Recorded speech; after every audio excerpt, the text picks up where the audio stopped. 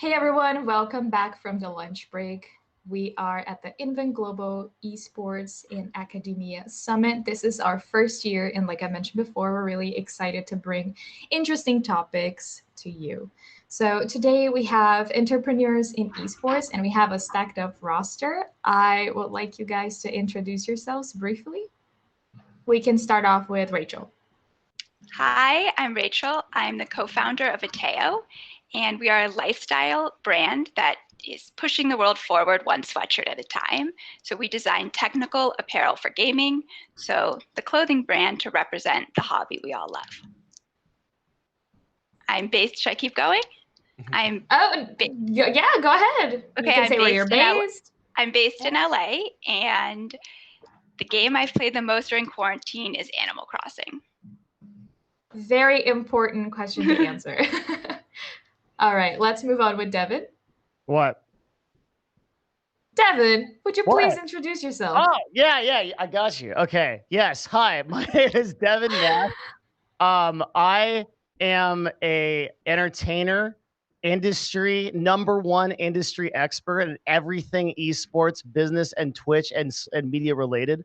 I also run an agency called Novo, which takes care of talent and stuff, and also does creative solutions for brands. Formerly, I did some esports memes, ran a couple teams and stuff. What about the game you've been playing in quarantine the most? EVE Online. That's all I play. All right. Forever, except for Path of Exile. Sometimes I do that. Okay. Thanks. That's fair. All right, Matthew, please introduce yourself. Yeah, I'm Matt Gundam, CEO of Esports One. We are the first all-in-one real-time fantasy esports platform. We are based out of Santa Monica, so we've been here for about 2 years. And game played the most over, during COVID. Played a good bit of Among Us and Fall Guys. So, yeah. Enjoying Among Us? Yeah, it's a stressful game. You could say that, but yeah, no, it's a lot of fun. All right, Anthony. Hi, my name is Anthony Tyer. I am the co-founder and the head of marketing for VPN LLC, or Virtually Perfect Nutrition. We're the first gummy that was designed for gaming performance and kind of esports in general. And really our focus is just kind of providing a unique nootropic energy alternative to kind of what's on the market right now. My background is in advertising, marketing, and I got my master's in communications, and my thesis was actually focused on esports and traditional sports called Plug Me In Coach. Always had a passion for gaming, so I wanted to kind of connect the two aspects of it in my thesis and a lot of my schoolwork. Sounds good. So let's dive into your entrepreneurial spirits. Devin, how did you first start to build up your business or your brand in esports? I think that every single person that is going to do anything in esports is going to have to create content. The end. So I didn't do that. It's not really the end. I didn't do that at first, though, because I was on the business side. I mean, I did, but I did it inadvertently. I ran a stream back in 2012, and it was playing a super non-toxic game that everyone's really nice in called League of Legends. Oh. Yeah, and I decided to do some I've decided to teach people how to jungle, even though I was like gold myself, but I pretty much hid that from Reddit. Everyone thought I was good because I surrounded myself with people who were good. Anyway, that doesn't matter right now. What matters is that I volunteered for a team called Team Dignitas to be the first performance coach in I basically just told Odie, who he's like Grandpa Esports. He's like the Grand Master, like the 5,000-year-old vampire that like runs all of esports, right? And so I told him, I was like, look, man, I really think that there is a way to rethink how esports players do things in terms, like right now they're sitting playing Hearthstone, they scrim, and then their day's over and they go to sleep. But like we can probably optimize this practice. start doing visualization memes, meditation, stuff like that. So I built a whole program for Dignitas. He told me, that's great. We have no money. No one in esports has any money. Just like now, nothing's changed. Smile. So,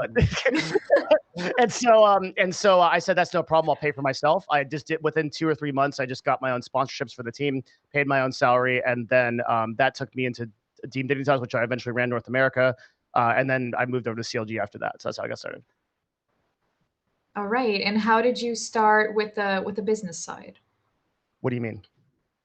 Well, you built your own brand that you continue to create content with. Yeah. So the question is like, how did I build a brand? Exactly. Well, if you go to youtube.com/Devin Nash, What's YouTube? you'll definitely get the answer to that question. There's a video called How I Went from a 16-year-old video gamer to a multi-million-dollar CEO. I don't know. No one is allowed to go to YouTube in this channel. You have to wait until the end. Then you're allowed to. I'm totally trolling. Yeah. I mean, look, like, this would be a very like stereotypical answer to like how you build a brand, right? Super consistency, focusing on platforms that matter. Right now, the platform that everyone is sleeping in, if you want some just like tactical advice, is LinkedIn. 100%. Every single person in this call should be spending 50% more time on LinkedIn. And every single person listening that wants any kind of career in esports, you can leverage it through LinkedIn, and you can do it by becoming an expert there. That's actually, I will second that. Like, yeah. That was so probably like, I don't know, 9 months ago, I started posting, basically just creating like just really, I don't know, just kind of like resource guides and like just, I would put them up. And if you go to my LinkedIn, you'll see just a ton of, I haven't been doing it very well in the past 3 months, but literally at my, I think I posted probably 3 times a week, and it was just always like a really good resource. And it's definitely by far probably 8 times more followers, than any other platform that I have, and the engagement was insane. So I would 100% second the LinkedIn. I got a friend who made a simple just job post the other day and got 500,000 views in under 2 days. Hopefully not 500,000 applications. No. But no, this is just an update on his life, and he has a pretty relatively small network. The thing about LinkedIn, right, is that LinkedIn is a social media platform like literally what Facebook and what Twitter were trying to do years ago. But since everyone is sleeping on it, the ratio of content creators on the site to people that are actually consuming it, like daily active users, is way off. So a lot of people in esports, the number one thing you're going to need to know how to do is differentiate. If you're going to be an entrepreneur in esports, you need to be someone that actually shows up differently. And as Matthew mentioned, I think that like what he is doing on LinkedIn is a perfect example of what everyone can do. You'd be really surprised by how just posting a few articles or making a couple of videos, you suddenly get regarded as this expert because there's so little other information on it. And like, you can literally just pretend to be an esports expert and then become it. That's basically what I did. No, you literally can't. And one big fake it until you make it. Yeah, I literally just pretended to, because no one else knows, right? Like, who is the person in esports that's been here for like 30 years that's like, wow, the industry this way? Nobody, right? We're all just flying by the seat of our pants, man. Nobody knows what's going on. Just the last thing I'll say on that is the one thing I learned that really changed how my post did on LinkedIn was if you're like sharing any sort of external link, you always add it as a comment, and you don't add it in the actual post. So you just like write like a little message, and then you put the link to whatever you're trying to tell people to go to or the resource. You put it as a comment. And as soon as I learned to do that, because that's something about the algorithm, LinkedIn, they want people to stay on their platform. They don't want people clicking on external links. Like social media. Yeah. So totally. Anyway, very interesting. All right, Rachel, how did you get started? So I started in traditional fashion. I played games growing up, but I wasn't introduced to esports till about 4 or 5 years ago now. And myself and my co-founder, we lived in New York, and we had a luxury fashion brand. We showed at New York Fashion Week, and we kind of achieved everything we had set out to do, and it felt not that exciting. And we started getting involved in the local gaming scene in Flushing, Queens. So for people that don't know, that's like an hour outside of the city. And there is like a very large local gaming scene and gaming cafes and all sorts of things.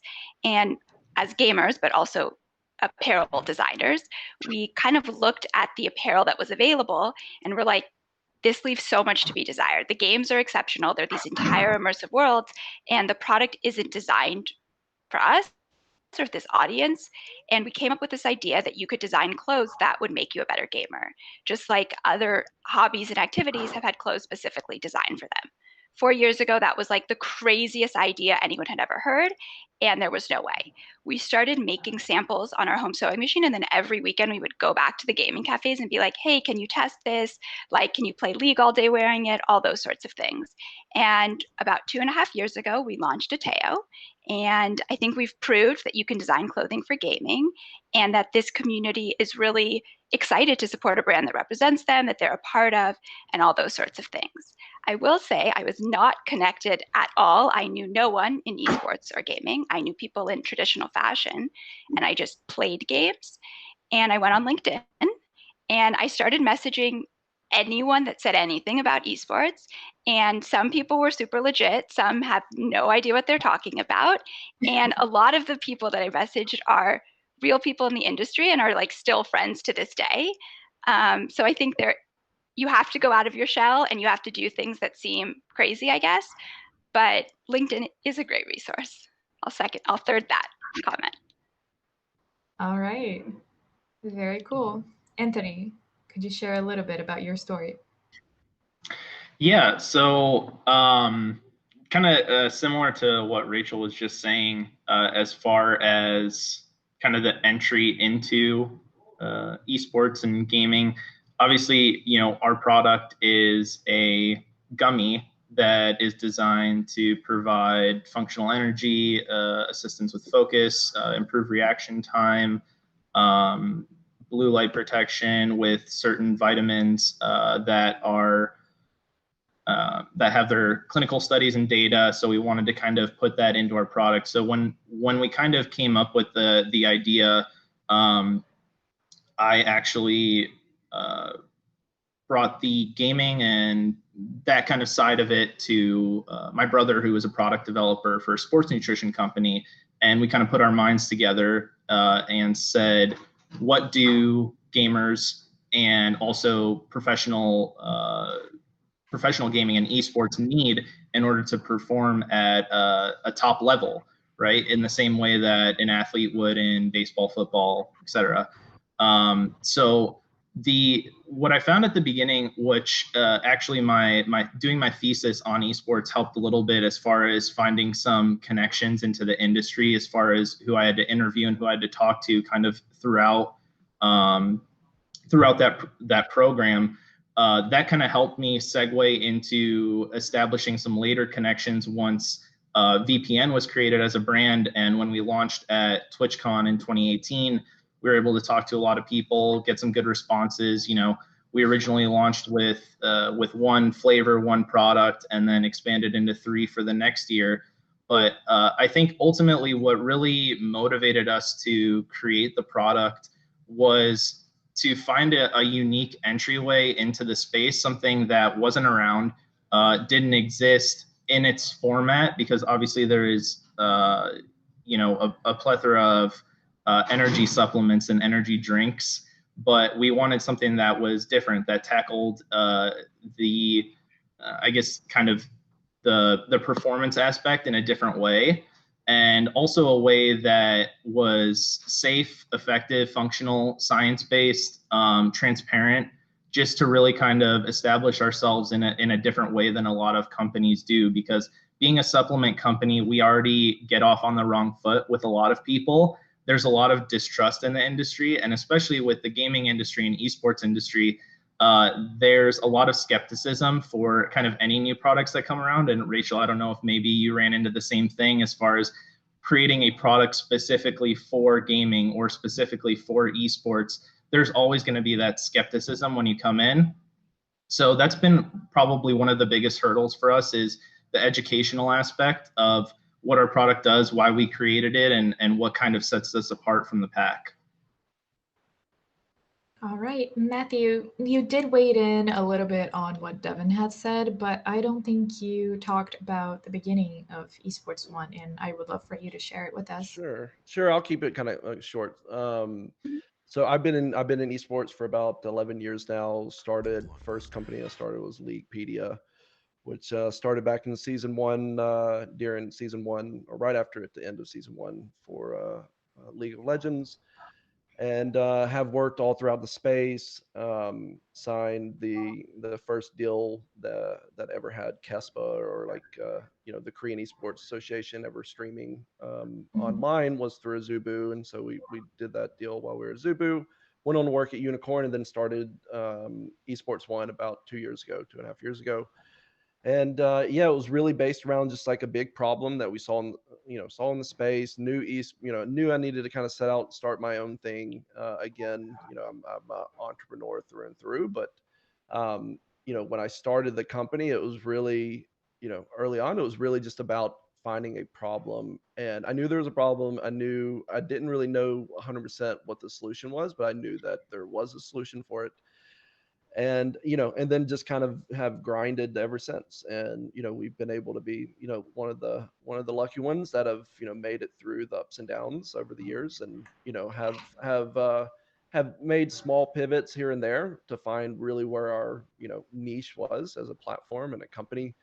And that's landed us on really, we always knew we'd be a consumer platform, and we'd be consumer and community first. And that's really what we focus on. And I think Devin mentioned it earlier, is around the content. Like we content is a lot of my background, and that's a big emphasis for what how we build out community, how we build out like our user base, is really through content, through community activations.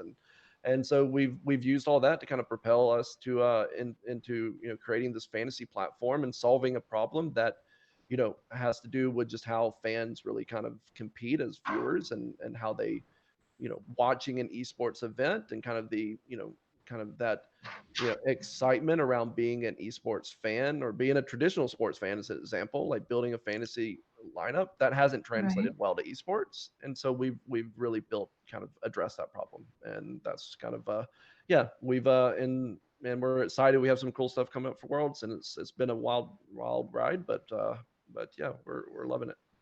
I've played in your platform many times, by the Yeah. way. And It's yeah. really interesting. You guys all have such diverse backgrounds, all within esports. When it comes to building a brand, obviously people will have a different mindset. Maybe you will just shoot it. Maybe it's just an idea that you want to follow through. But sometimes you mirror yourself. You find inspiration in other people. And I wanted to know if any of you guys already had sort of like some sort of guidance by looking at someone who had succeeded in esports, or maybe not necessarily in esports. Is there anyone that you Yeah. have looked up to follow through with your business or with your So brand? I'll touch on that real quick, and then let someone else. So Yeah. I'm a big podcast listener, and I think any of the guys, or any of the people from Esports One that are watching, they would definitely know that I talk about podcasts all the time. Yeah.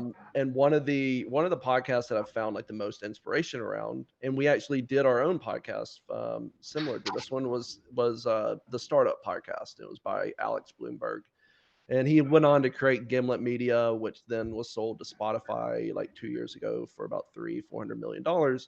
But it really goes through his sort of, he basically created this podcast, and his first episode was like giving an inside look into him starting his company and raising money, and just going through like completely falling on his face, like trying to come up with a name for the company.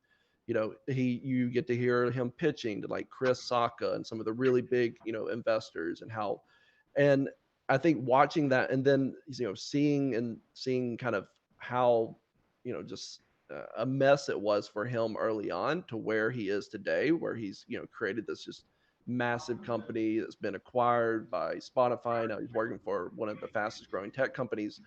you know Looked at that as a lot of inspiration of on in terms of like you know never giving up on that end. And he constantly grinded to find things that find his way into an industry. And he created was really just a podcasting kind of platform or podcast. He created just a bunch of different podcasts. He was like a media company, but it was I used that as inspiration just because he's like it's something that shows just that startup spirit and how it really can turn into something super successful, and as long as you just keep grinding at it. If Anyone you're else looking to really? be a content creator in or an entrepreneur in esports, using inspiration is great, and I can give you a whole list of people that inspire me or whatever. But the number one thing you need to do is actually go introspective and look into what you are doing. For example, if you're doing like VODs or you're doing Twitch stuff, the number one thing that you will be resistant to do is look at your own content, because you'll be like, and if you are of the mindset right now, it's like, how could I possibly watch myself? You are. You say I could? Okay, I'm not going to do it, even though he said I could. You are losing opportunity, right? Because like one of the number one things that you can do is actually review your own relationship to the content that you are doing and ask yourself every single day, how do I make this better? I think that I also love podcasts. I think reading like nonfiction books about founders that have built businesses. I've read a lot about it within fashion, outside of fashion, within gaming, all sorts of things. When you ask like who in esports, I guess, inspires you the most, I think that it kind of combines the two previous answers. My co-founder, Brienne, and I try to be really critical of ourselves and almost each other and like how we can be better. And I think I chose to start a business with someone that is like dramatically different than I am. And so the things she excels in are maybe things that I am not so strong in. And so always getting better at like, hey, you worded this email like I would have done it this way. It may seem like a small thing, but that may for us look like we get a partnership or we don't. So I think I totally agree that accepting feedback and being critical of yourself incredibly valuable. And I think not having an ego when you do that. People all the time write us DMs. We love your product. It's the best product ever. I love it. You also get messages that, hey, I don't love this zipper. Like it doesn't work that well. And so we can either be like super defensive and reject that feedback, or the next time we produce the product, we put a new zipper in. And now we're 3 zippers in for our sitters. And so I think that one, that's like, as a brand, people love when you listen, but it also means that our product is getting better and we're now selling a better product. So I think that being critical and like not having an ego is super important in esports. I think it's probably just important across the board, but that's kind of something we work on all the time. That was something that we actually did early on. Was you don't see a lot of companies, especially in esports, have like live chat or like live chat support. And so we basically, one of the first things we did was we set up a live chat kind of support system where, where basically anyone on the team can manage like, conversations with users. And it was a way for us to kind of just have like another like way to interface with users, mostly that. And what we found out was majority, almost 95% of the people that messaged us were giving us like, weren't upset. They weren't mad, or they were giving us like really kind of like good feedback. And like and I don't know if we would have gotten that information from them if it weren't for them having a very easy way to direct that information to us. They want to emailed us, like we would have found that. Discord is a good way creating community there, but it's, we weren't afraid to kind of like go put ourselves right in front of the users and be okay with them, yelling at us or giving us feedback. And what we found out was they weren't yelling. They wanted to help us provide, they wanted to give us feedback that helped us, constructive criticism. And yeah, that was a big turning point for us, definitely. All right. Anthony, do you have anything to share? Yeah, definitely. I mean, on that piece of it, I think there are a lot of parallels to draw from each one of us, especially regarding the constructive criticism piece and kind of the live chat aspect. And when we launched at TwitchCon in 2018 and then went in 2019, it's unfortunate that obviously we weren't able to do it again this year, because really that kind of face-to-face live kind of constructive criticism piece, especially for a consumable product, is really invaluable. When you can talk to people and understand what concerns they may have about your product, or certain questions that you can answer right away that normally may take long if there's an email in between, or even in a live chat, that kind of covers it where you can get these questions answered right away, and then we can work on it internally to say, look, our first year when we launched, a lot of people said they didn't like this part about it. So for this product coming out next, we're changing it, right? We're changing a flavor, we're adding a new flavor, we're revamping our formula. We're going to focus on trying to get this certification for the product, or make sure we highlight this aspect because that's something that people kind of gravitate towards, right? So I would say that piece of it is definitely crucial for us, especially moving forward.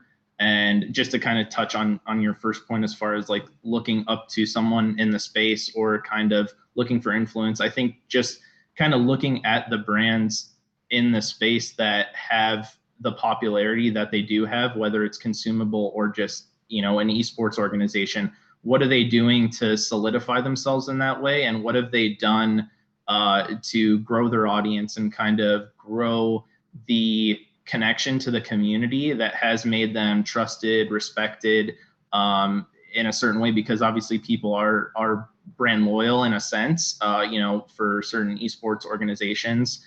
But that's kind of the connection that we're looking to emulate with people, and it's not common to see for a consumable product, but we'd like to establish that as much as possible. All right, Rachel and Anthony had touched on the subject of how it does get easier by the day, but it is still quite difficult to approach, I would say, normie investors or normie clients to pitch a product about esports, whether that's in production, like Devin's work, or whether that's in fashion or in performance or in data. How would you guys approach these sorts of people that could help your business succeed financially? Wait, really? Probably. I feel like you can literally pitch any bullshit idea with esports on it and get funding these days, because there's so many fucking VCs that I'm doing it, but there's so many VCs that I'd call that out as a woman that tried to fundraise. I would disagree. That may be the case, but my experience fundraising was not the same as that. I'm here to vouch that, but it's probably a different experience for every one of us. Yeah, it's definitely not the case anymore. I think I think right now there are a ton of esports companies that are like the female side of it. I can't really comment on that side, and I think that is a big issue within venture as a whole. But as I think esports startups right now, a lot of these VCs are, and believe me, like we're actively raising. I meet with investors almost daily. They're seeing a ton of investment pitches right now. And so I think they're trying to figure out how to filter out the ones that are just some people like feeding BS and like are legit, basically. Yeah, I think one aspect on that point that kind of on your point of it being a little bit individual, when you have a company or a brand or a product that's not, like an esports organization or something that maybe you're trying to get off the ground, I think it really does depend on what sector of the industry you're trying to get into. For example, I know, speaking on us, when you have a product that is kind of rooted in performance-based nutrition or supplementation, people always want to see proof that it works. And you can't necessarily like point at another brand or say like, well, esports are doing well, so we're going to do well, without really even trying, right? So a lot of it, especially when trying to approach professionals and esports organizations in general to try and see if they'd be interested in trying the product, there is first of all, there's always, well, partnerships and sponsorships cost money. And for any startup, you have to be conscious of any financial endeavor that you go down. But there's also the aspect of, well, does it work? Is it safe? Why should we take this versus, having the team drink X product, or, we may already have a sponsorship for an energy supplement and, it's for this purpose. So that kind of barrier to entry does make it a little bit more difficult, at least in our experience. as far as trying to educate or ensure people that, we've done the work on the back end, and, we just want to present a good, high quality product. I think that there's, like, for me, two different answers. I think the heavy majority of the interaction we've done with friends about our brand or the community or at events has been overwhelmingly positive. Once people touch our physical product, once they try it on, I mean, we've heard like rave reviews that they love it or they give amazing feedback. And I think that the community has been incredibly, incredibly supportive of us. I am a pretty outgoing person. You have to, I try to. One of my role models is Sarah Blakely, the founder of Spanx, and she always says that you need to like keep taking risks that make you uncomfortable. So at events, I go up to people all the time and ask them questions. I took one TwitchCon, I threw over the streaming pods, like top creators were in, all those sorts of things that seem crazy. I think it's really important just as a human to always push yourself. Obviously, being respectful of other people is also really important. In regards to fundraising, I think that esports is a very buzzword topic. I think Silicon Valley and investors are very interested. Unfortunately, I don't look like what they think somebody that starts an esports company is going to look like. I don't think I look like someone that they think knows about gaming. And our experience fundraising was not incredibly positive. It ranged from like being assaulted to like just being asked what pro player we're dating. So I think that while esports, a lot of people are getting funded, I think it would be really important to look around to see what those founders all look like, because oftentimes Brianne and I are the only women in the room. Yeah, and Rachel, it's disappointing. It's like actually just like, it's painful to hear those sort of stories. And I know that sort of, I know that's the type of stuff that, I'm hopeful that it's improving, but it sounds like it's still, there's a long way to go. I would love to, I think a big part of it is not from that end, but I think a big thing that helps as well is being put in the room with the right VCs too. And I think a lot of that comes with making, introductions from someone else. And so I think, Rachel's doing the right thing by going to events, talking to people, building those relationships that can then, lead to a warm introduction with a VC that hopefully puts it in a more, at least professional, kind of setting that, is really, and then it just hopefully can come down to the numbers. And if in any investor, when it comes down to it, there's a clear sort of number game, that they're playing. And if you can get past that first sort of, kind of just the hump of getting past that part, with the right VCs, I would be hopeful that it works out better. But yeah, I mean, I hate hearing that sort of stuff. And yeah. I mean, look, I can't account for individual experiences. I can tell you that esports is a $1.1 billion industry, right? It's grown 16.7%, up to $950 million. If there is a time to invest in esports right now and to pitch your idea to VCs, it is absolutely right now. It's never been better, right? It might be better next year, but right now it's the absolute best time to get an idea through.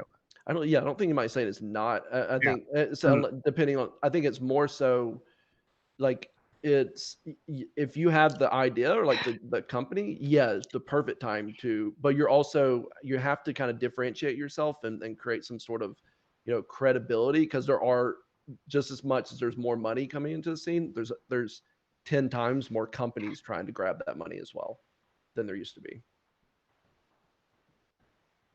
All right, I have some individual questions for you guys, and I'm going to start with Rachel. I remember back in the day watching one of Ateo's videos, and it was a music video cover. I remember looking at that and feeling like it was something that felt familiar as a female gamer. And I wanted to ask you how it was for you and for your partner to have this process of building a brand that is authentic to gamers, but also to cater so much to female gamers in a space that is dominated by men. So we've done a lot of parody videos. Thank You Games is what you're referring to? Okay, yes, that one. Okay, so for people that don't know, so we launched Ateo 2.5 years ago. Obviously, Brianne and I are both women in gaming, and we have a lot of thoughts about how things should be sold to women, how you should engage with women in the space, and what product design for women looks like. So we wanted to be really thoughtful when we chose to launch a women's collection. So about over a year ago now, we launched our women's wear, and we launched with a parody music video of Ariana Grande's Thank You Next called Thank You Games. And what our goal really was to do was to highlight there are horror stories, all sorts of things happen. I think they're really important we talk about, but we also wanted to highlight we have a lot of friends in this space that work super hard, that have amazing jobs, that are really a part of the ecosystem. They work at teams, they work at orgs, they work at publishers, they're streamers, content creators, videographers, what have you. And we created this video with women that worked in the space. Also honoring the women that came before, flag dolls, those sorts of things as well. And I think the video is exceptional. On set, our crew was also all women, and all these women that like worked in gaming were like in our apartment because that's the only place we can afford to film content. And it was the most wonderful day probably of my professional life. I don't know how to explain what it felt like on set, but I wish I could like bottle it and send it to everyone. It was a really exciting experience, and it was like launching what we would want to see, I think is really important to why that video resonated. And we also wanted it to be fun and a celebration. Simultaneously, we wanted to create images that are often entirely male with women. So what does a casting desk look like that's 2 women? What does a lineup of 5 pros at PCs look like that's just women? And so we tried to really create those images within the video so that it felt like it was pushing the conversation forward. All right. Devin, you have been in this space for quite some time. So to you, the question is going to be revolving around brand longevity. How do you maintain yourself relevant in the space? I mean, it depends what you're doing. If you're selling a product, it's different from building a brand on YouTube or building a service, right? Right. So but like this is related to like what context? you are doing. But I do so many things. Like, is it relevant to my business, is my agency, or is it relevant to my YouTube brand or my Twitch brand? Like, which one? It's Talk important. about your content creation first. Okay. So for YouTube and Twitch, I think that if you want to be an anomaly, you have to act like one. And so I looked for a space that was not being filled. I think that there was a serious gap in great esports industry news after Total Biscuit died. And he was one of my heroes. And so I said, that needs to come back. We need to have somebody that does objective and balanced content around esports and around media and around Twitch and YouTube and shit that's happening. So I decided to do that. And I didn't see anybody else doing it. And I think that because that is a constant evergreen source of information, there's always something happening, right? It's able to renew. But the lesson there is you pick something that is going to not only be a constant source of new information, like news is great, right? But there are other things too, equipment updates, anything you pick. And then you say, okay, who is doing this? Can I do it better? And if I can do it better, or is anyone doing it? Is it something unique? I am the only person on Twitch to this day that covers this kind of content, right? So it's almost by virtue of that uniqueness that I'm not special, right? I just focus on it. So anybody can do that, right? It comes down to like I think a lot of people when they start in something like this, they say, okay, I want to do something that's going to make me popular. I want the clout. I want the money or whatever. I just said, how can I add the most amount of value possible? That ended up being through providing objective information in the terms of in new media, and I did it. That's it. All right. Matthew, let's talk about the opportunities that you saw with Esports One and creating a fantasy league and how that came to be. Yeah, I think for us, so being at Azubu, we were competing with Twitch during the early days, even before they were acquired by Amazon, but they were still a massive behemoth. And I think the only thing for us back then that Azubu had was we had the rights to run the LCS and the LEC and a bunch of the other regional events or leagues. But whenever we would run those leagues, the viewership, our viewership, even though our streams, like the stream quality at Azubu and Dustin Beck or Brandon Beck and used to even refer to like Azubu's quality was really like superb, better than Twitch, but our viewership would never, was completely night and day. And a lot of that came down to, I won't go into Twitch story and everything, but they created a kind of a brand, a community. And so at Azubu, what we focused on was the esports viewing experience and the ability to show stats and information in real time to the viewers and make kind of the watching of esports more custom to who you are. So you can think of it like if you're a first time viewer, you might get an educational viewing experience that's explaining things, or if you're a hardcore, like you've been a fan for years. And but a lot of but providing that experience at Azubu was very manually intensive. It required us having someone sitting there watching the games and triggering these live stats.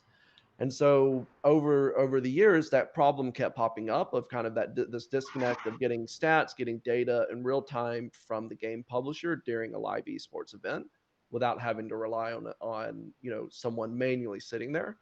And Esports One came to be, and the problem we started to address was we need to be able to automate the capture of information during a match. We need to say, like, when a kill, when an item is taken, when objective is taken, if we don't need to have to rely on some sort of API, some sort of data feed, some sort of third party.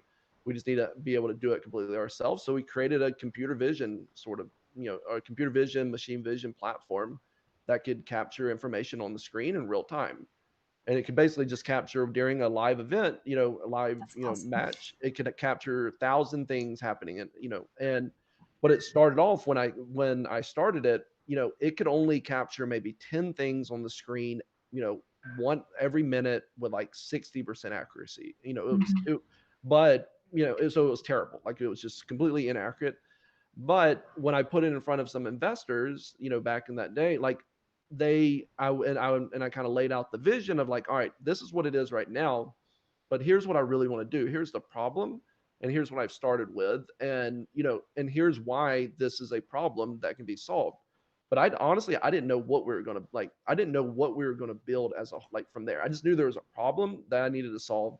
I knew there was all these opportunity, and I just knew I'd figure it out basically. But what I needed was I just need someone to believe and give me at least a little bit of funding to get started. Um, and so that led to us moving to New York, getting a few like $100,000 and as part of an accelerator. And that's one thing I would say to anyone looking to start an esports startup is definitely look at accelerators.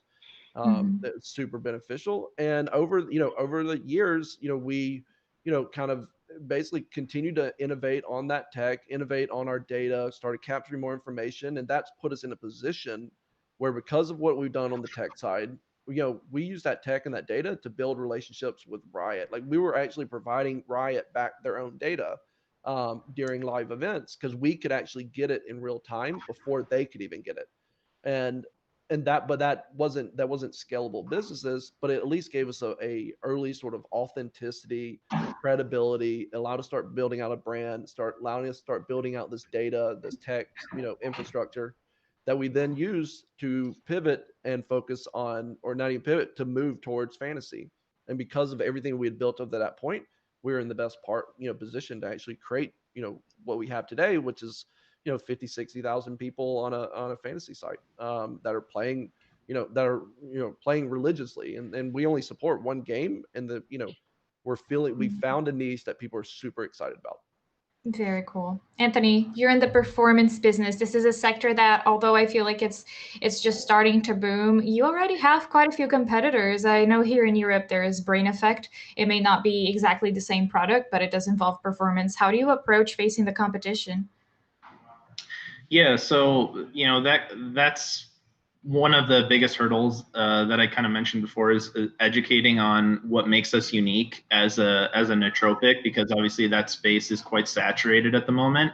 And really what we do to kind of solidify ourselves is, we took the different approach by not only concentrating on the nootropic and kind of cognitive performance aspect, but also, eye health as well, which affects gaming and esports and really kind of anyone in an office environment these days. So that, along with not creating any kind of stacks or blends that hide ingredients and kind of hide the dosage of ingredients as well, we're very clear about how much we put in a serving. So you can easily research it yourself if you're skeptical, look up these ingredients, kind of check them out. And you can ensure yourself that when you're taking our product, that what's on the label is in the product. That's one thing that we believe sets us apart. Another is, we're manufactured in a FDA registered facility that's in Southern California. It's one of the most highly certified manufacturing facilities in the U.S. We have certifications for our product. They have certifications for their facility. It's a high quality product inside and out. That's really what we believe sets us apart from the pack. And also just kind of, like I said, it kind of relates to it, the transparency of it. When people ask us questions or they came up to us at trade shows and they would try our gummies, right? They would say, well, what makes this different, right? No caffeine, it's vegan, won't melt in your car when you leave it. If you spill it on your gaming rig, it's not going to destroy it. So, these are just these are some things that are like, oh yeah, I never really thought about that. And that's really what we try and promote and educate about, because we really do just want to provide, something that people can feel good about taking every day. And, that was a big aspect of why we didn't put caffeine in it. There's an abundance of caffeinated products. So we didn't feel it was necessary to add it into this. While there is a time and place for caffeine for everyone, we did want to open it up to younger audiences, because there are a bunch of kids playing games, wanting to grow up, be streamers, be esports athletes, the whole nine. So we wanted to make sure we opened it up instead of excluding. We wanted to make sure we included, all of the market in that way. All right, and really quick to close off, I want each one of you guys to pick one esports brand that you think is absolutely doing it right, and just say why, if you can, in a sentence. 100 Thieves. 100 Thieves. I was going to say 100 Thieves. Why? Thank you for coming to our TED Talk, because any company that's actually monetizing is doing it through apparel. Any esports company that has like an internship like video, people trying to apply for internships, that great type of videos that they would do. They're doing it Now I right. feel like I need to come up with a new one. I was hoping You're no one gonna would say that one. I'll come up with a good one. Let me think about it. Okay. Well, I have oh. one. I think FlyQuest did a really good job of being a brand that wasn't talked about, to really doubling down on their league strategy, to being unique, to being a brand that isn't. I think there's a lot of colors in this space that everyone picks like the same 3 colors. I think FlyQuest has like really differentiated themselves. I think they've made themselves nice as a brand, which I think is an awesome thing to do and super important. And they've differentiated themselves. And on top of that, they've had competitive success. But I think that this season was incredibly successful for them, even prior to competitive success, which is also great.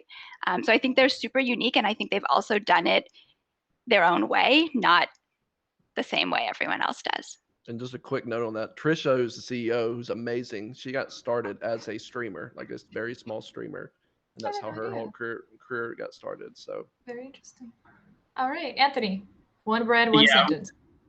Yeah, I was gonna say Team Liquid, and I know it. Obviously, they're very popular, but I interviewed Steve a while back for something I was doing in school, and I think what I value is their kind of their look at data, and because I think that's really what it's going to move on to is finding performance in esports is going to be the same thing in traditional sports, where you're going to need to increase performance by these little margins in order to really show that your team is doing better. And whether that's through supplementation or training or whatever that case, I think Team Liquid is going about it at a very interesting way, because I think they recently partnered with a data company to really kind of analyze and break down how their players are doing and how they're going to succeed in the space and in their competitions.